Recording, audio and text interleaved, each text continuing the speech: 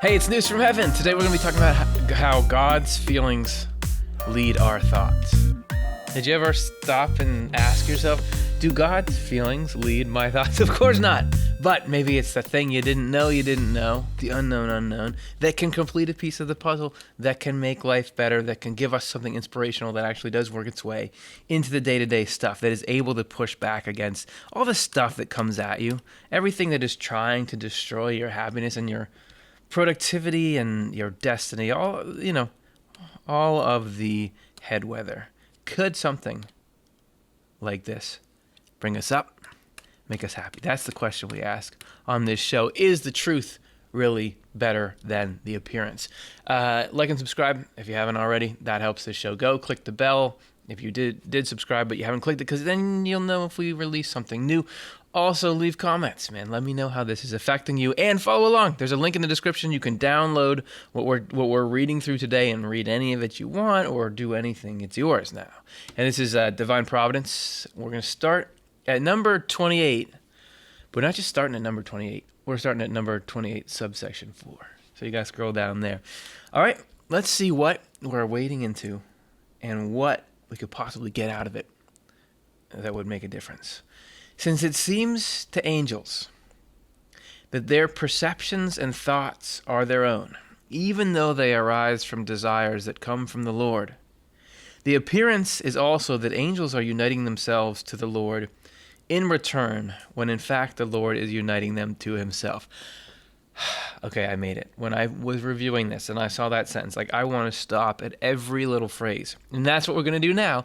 But I gave you the whole sentence. First of all, angels, and you got to swap this in. This is us as well. This is the trajectory we can be on. Whatever angels do, we are working toward that. That is the way that we are going to be freed from all that negative stuff I was just talking about before. So whenever he's talking about how the state of angels, you're looking at, hey, this is the compass by which we can direct our spiritual efforts. Since it seems to angels that their perceptions and thoughts are their own. Of course, it seems like, oh yeah, I have an idea. We say, I have an idea. But even though they arise from desires that come from the Lord. So if we were to draw the conscious plane of an angel, which is, of course, of us too, potentially, you have perceptions and thoughts. Let's say you've got your perceptions over here, your thoughts over here. Who knows? We'll leave them the same color. Who knows how we distinguish them? They're just both mental phenomena that you navigate life by that seem like they're yours. But there's this whole subsection saying that they arise from these desires, right? There are these longings or these motivations in us that actually direct you have the kind of thoughts that go with the kind of things you want or the kind of person you are. So there's a direction in there. It's actually this stuff coming up and inspiring those. And that comes from the Lord. So we're saying God, the source of everything, the source of our life, you've probably heard of God, is actually where these desires are coming from. In angels particularly, because that's when you've really let God's love take managerial duties over your life. So here we're getting this wrinkle that the very thoughts that seem isolated are coming out of this system of God reaching into the consciousness and supplying it with life, much like the sun's rays allow the conditions for things to grow in this world. That sunshine is shining in your mind. The appearance is also that angels are uniting themselves to the Lord in return. There's a lot of uniting here, and I highlighted the wrong one.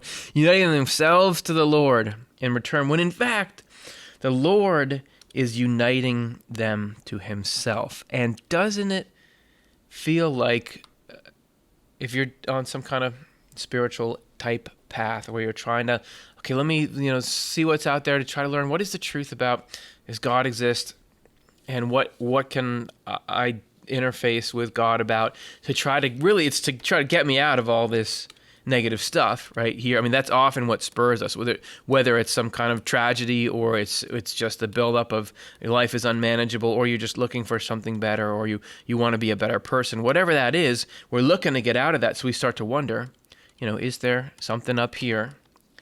Doesn't it feel like, though, I'm the one putting in the work? I mean, I'm trying to escape the mental weather that I'm in, and I go and I learn about God, and I read and I find sources that I think are true, and I try to test that and how things feel when I do them, and I try to live by the principles and see if that makes a difference, and try to recognize where I'm putting in the work. I mean, it seems like God is just sitting back and is, okay, well, yeah, I hope you can make your life better. Here's the instruction manual. Follow it if you want. But it's really me seeking out God. And what this is saying is actually that desire to unite, which would lead to us being happy, that desire to reach in and rescue us out of everything that's going on, it's actually God starting that up. That's not us.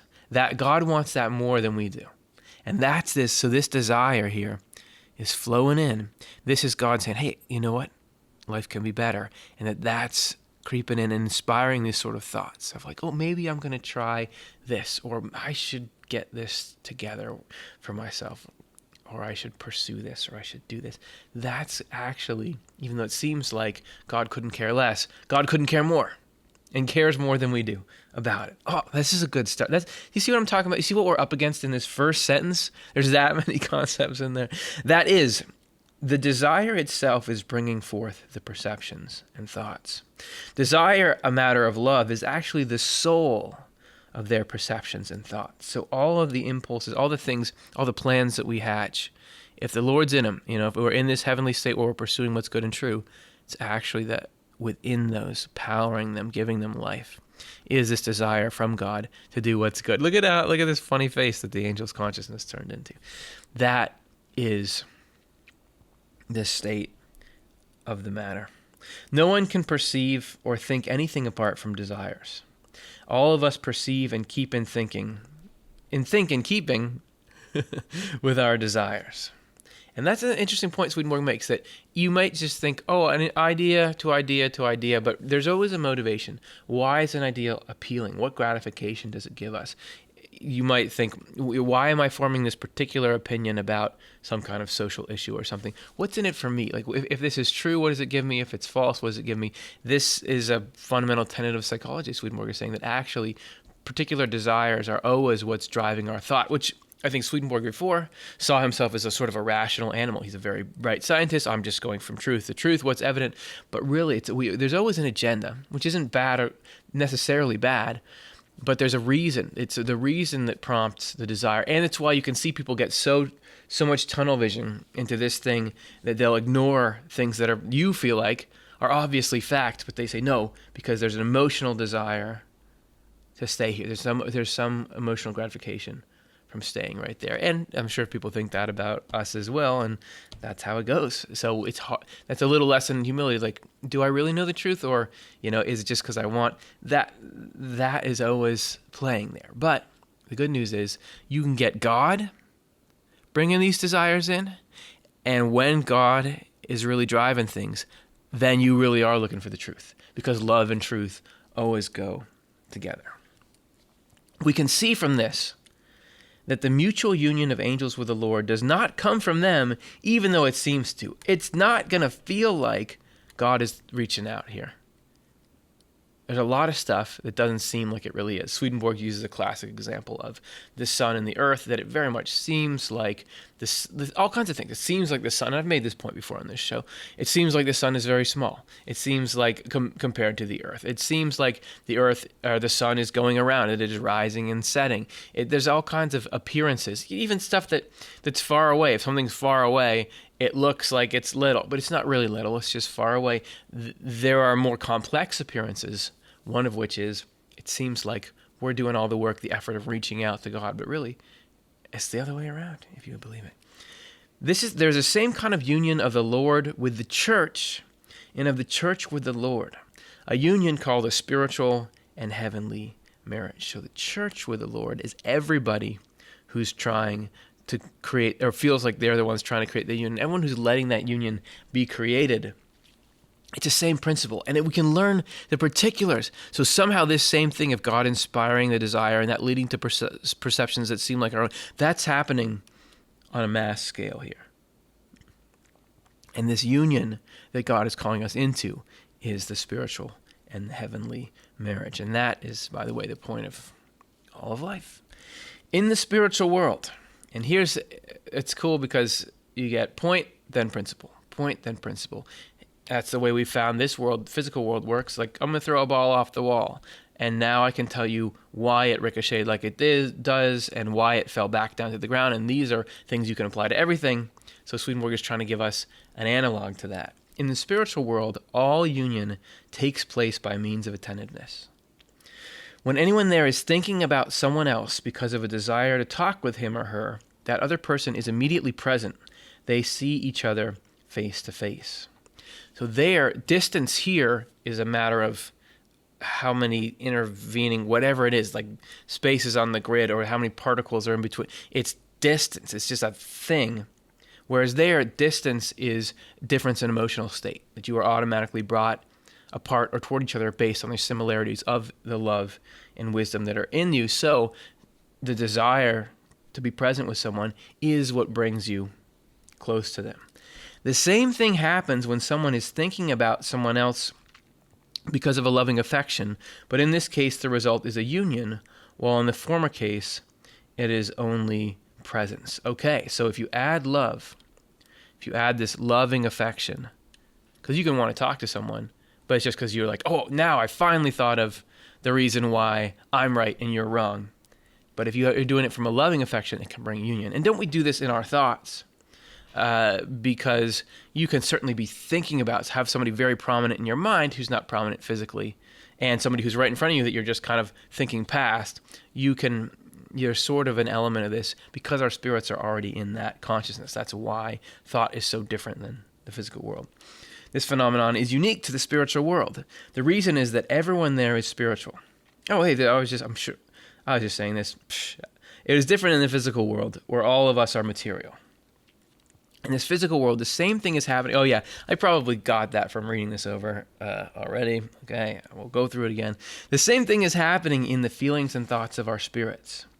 But since there is space in this world, while in the spiritual world there only seems to be space, the things that happen in the thoughts of our spirits come out in actions there. This, by the way, being one reason why we cook for a while on this planet. Because are you ready to have everything you think be in action? We need time to refine and sort of tame all that stuff so that you can get it to your impulses, hopefully become these good impulses that you want to have acted on. Whereas here you can think one thing and intend one thing, but okay, I'm going to slow that down and act in this way instead, which is nice. I mention this to show how the Lord's union with angels and their apparent mutual union with the Lord takes place. All the angels turn their faces toward the Lord. So let's draw the most beautiful face in the world. Oh yeah, Easter Island kind of face. And then you have the Lord, whom we are turning to face. Okay.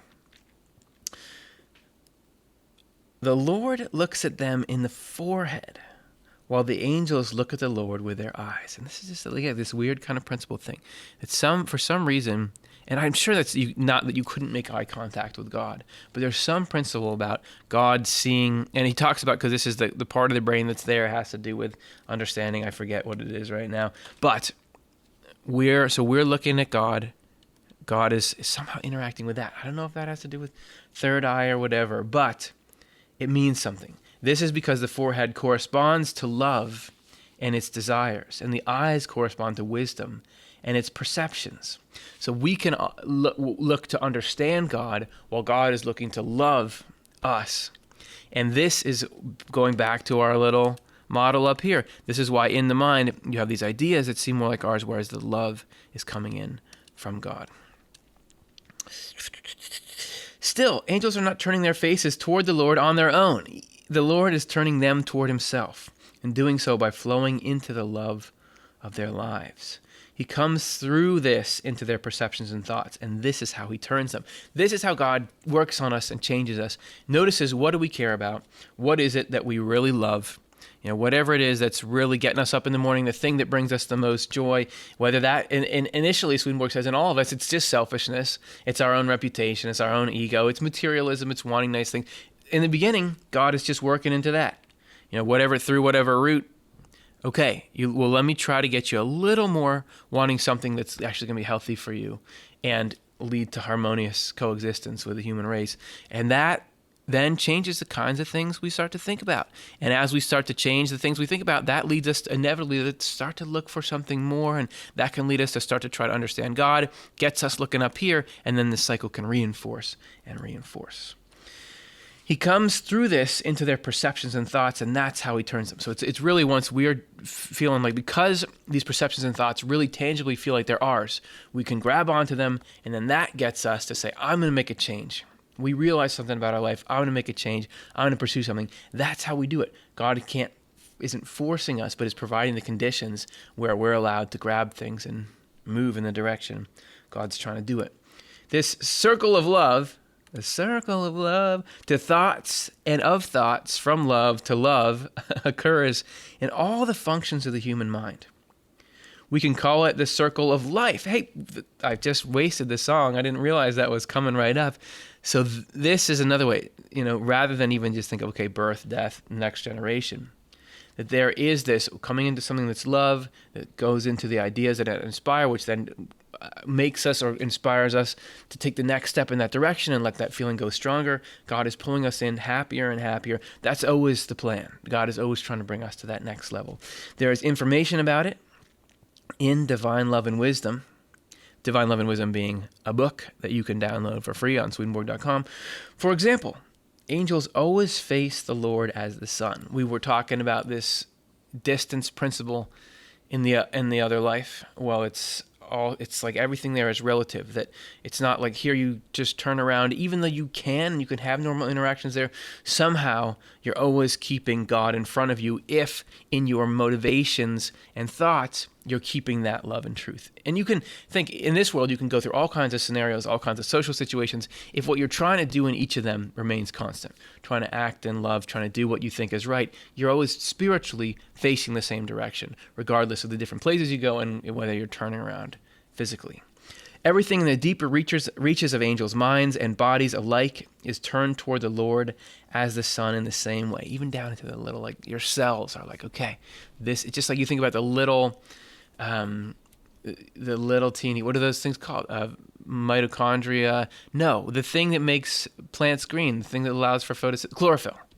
All the little bits of chlorophyll, the plant is chlorophyll, right? Is trying to arrange them so that they best take in the most direct rays from the sun, if that's the kind of rays the plant's seeking out. So it is with all the little parts of our minds turning more towards God. Just like there's a direct correspondence, and you get certain vegetation that follows the sun. Okay, every kind of spirit turns toward his or her ruling love in the same way. It doesn't have to be God. You can do that same turning towards your own self-image or materialism or something more superficial. God is just trying to say, you turn over here, you're going to be a lot happier. Love marries wisdom to itself and arranges things so that wisdom marries it willingly, which goes back to that little diagram, because it's like these thoughts feel like your own. If you want to grab them, they'll go with that love. Sorry, I'm getting too excited about these, like, ooh, reference numbers, yay. Angels are in the Lord, and the Lord is in them. And since angels are vessels, the Lord alone is heaven. The Lord alone is heaven. The Lord alone is that happiness that we're looking for when we're trying to sort through all this pain and anxiety and confusion and everything that goes with it. The thing we're really looking for, the peace, the joy, the happiness that would dispel all this is the Lord. And what the Lord is doing is sees us here. We think, wow, we're the ones who really see this pain and the state and the mess that we're in, of whatever kind you find yourself in. We think we're the ones, and then we're just like, oh, we got to look out for ourselves and go try to find God, and hopefully God takes us in. But what we're learning here is that God is the one who really sees us here. God is the one looking at this image and saying, like, I'm this person. I love him. I'm going to help him out. And what God is doing is sending down, I'm going to work with your love to get you to inspire you to want the right kind of things that will lead to the kind of thoughts that can break up this stuff. Because I see how you're trapped and why you're trapped, and I'm going to equip you with the things that make it so each one of these falls away. And instead, I can bring you into what I am, which is heaven. And if you think of it another way, heaven is not content resting, seeing you not in it. Heaven is reaching out to say, we want to bring you in. God is heaven. God is working through all these angels in heaven to say, come on, come party with us. I got plans to make you happy forever, but only if you want. I'm even the leading there, even though it matters so much to me. Like you think of a parent wanting what's good for their kid times a billion, trillion, million, zillion. The Lord is burning like that, but still it's like, okay, I'm going to work very gently here. I'm going to try to change little things. Here's some ideas. Do you grab onto those? Can we move in that direction? Nothing unless you want to do it too, unless you partner. And if you want to look somewhere else, you can. I'm just telling you, this is here, and I'm never going to stop trying because it sounds corny, but I love you. Okay, that is the news from heaven. That's what we're seeing here when we look into God's feelings leading our thoughts. How'd you like it? Did it do something for you? Leave a comment.